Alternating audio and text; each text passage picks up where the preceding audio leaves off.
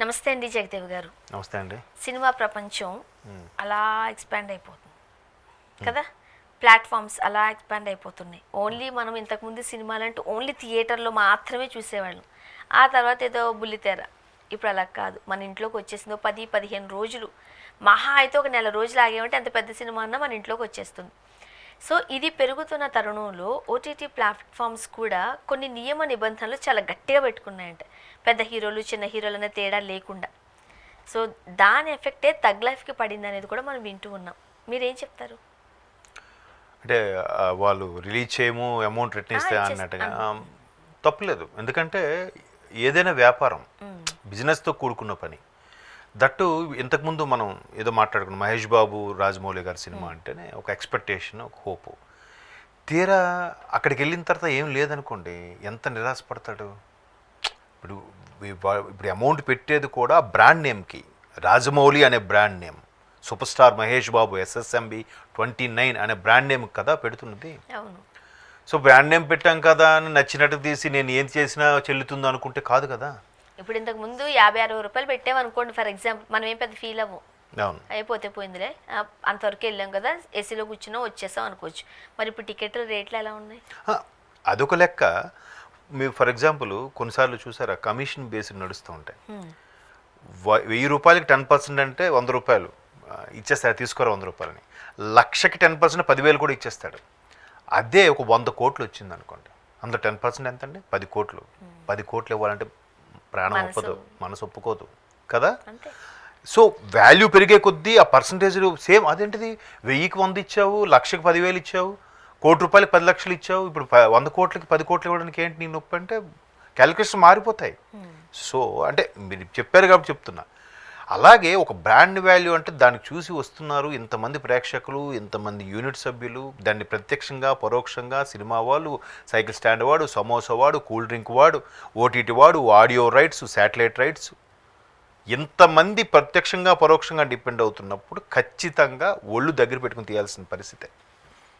రాజమౌళి గారికి ఎప్పుడు అడిగినా, సార్ మీ సినిమాలు ఇంతవరకు ఫ్లాప్ లేదు, కారణం ఏంటి అంటే, అది నాకు తెలియదండి, గెలిపోవటం నా చేతిలో ఉండవు. బట్ ఎప్పుడు కూడా ప్రొడ్యూసర్ పెట్టేది నాకు ఎప్పుడు మైండ్లో కదులుతూ ఉంటుంది, ఒక భయం ఉంటుంది నాకు. అందుకే ఇది తీసి ప్రేక్షకుడు యాక్సెప్ట్ చేస్తాడా చేయడా, చేస్తాడా చేయడా, ఇట్లా ఆలోచిస్తుంటాడంట. ఇప్పుడు ఈవెన్ వాళ్ళ నాన్నగారు కానీ వాళ్ళ పెదనాన్నగారు కానీ, కీరవాణి గారి ఫాదర్, వాళ్ళు కూడా సినిమాలకు సంబంధించిన వాళ్ళు రైటింగ్స్ అయిన కథలు రాసేటప్పుడు ఆ సినిమాలు, అరే మా నాన్నగారు మా పెదనాన్నగారు వీళ్ళు ఇంత బాగా కథలు రాసినా ఇక్కడ పిక్చరైజేషన్కి వచ్చేసరికి అంత లేదే, దీన్ని ప్రేక్షకుడు యాక్సెప్ట్ చేస్తాడా అని డౌట్ పడేవాడట ఆయన వయసులో ఉన్నప్పుడు. అలాగే ఆయన డౌట్ ప్రకారమే కొన్ని హిట్ అయ్యేవి, కొన్ని ఫట్ అయ్యేవంట. అరే ఇది కథ బాగుంది కదా అంటే ప్రజెంటేషన్ సరిగ్గా లేదు, ఎక్కలేదు జనాలకి, అంటే ఇక్కడ ఇంకేదో మార్పు చేయాలి, దాన్ని ఇక్కడ ఇలా తీయాలి. అలాంటి ఆలోచన నుంచి వచ్చిందే జక్కన్న రాజమౌళి. అందుకే ఒక సీను ఒక 10 సార్లు తీసి ఇది బాగుంది, ఇలా పెడితే బాగుంటుందా, ఇలా పెడితే బాగుంటుందా. ఇప్పుడు RRR ఉంది, అసలు ఎవరైనా ఆ లారీలో నుంచి ఒకేసారి జంతువులతో పాటు 2 కాగడాలు పట్టుకొని ఎన్టీఆర్ దూకడం అనే సీన్ ఒక్కసారి ఊహించండి. దట్ ఈజ్ జక్కన్న కదా. సో అంటే అలాంటి సీన్లు 1-2 పడేసరికి జనాల ప్రేక్షకు ఎలాగ ఉంటుంది. RRR గట్టిగా మాట్లాడితే స్టోరీ ఏమీ లేదు, విజువల్ వండర్.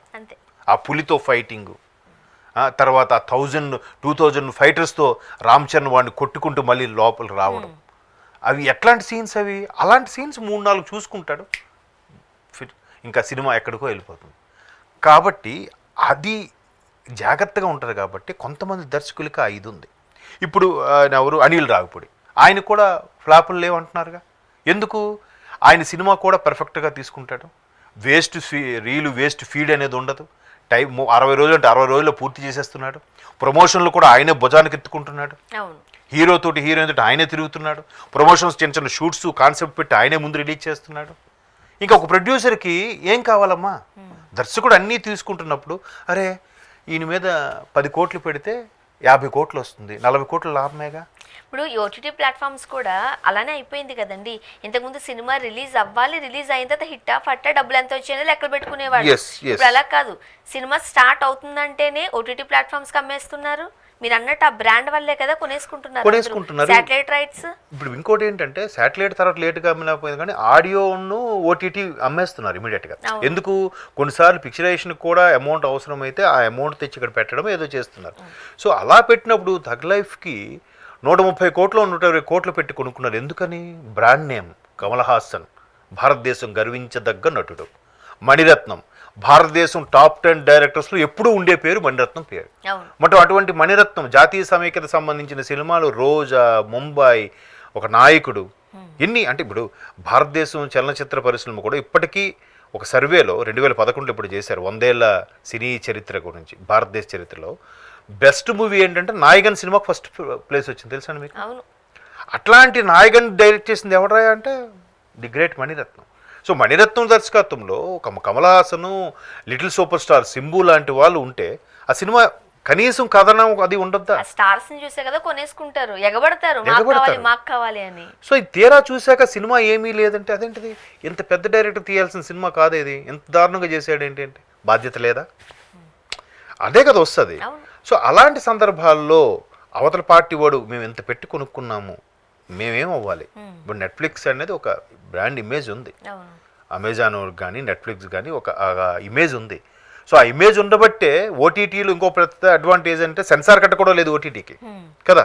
వాళ్ళు ఎంతో ఇదైతే నెట్ఫ్లిక్స్కి ఆ ఇమేజ్ వచ్చింది. ఇప్పుడు చూడండి, ఈవెన్ ఇంటర్నెట్ కంపెనీస్ కూడా ఓటీటీ ప్లాట్ఫామ్స్ ఫ్రీగా ఇస్తున్నాయి కొన్ని.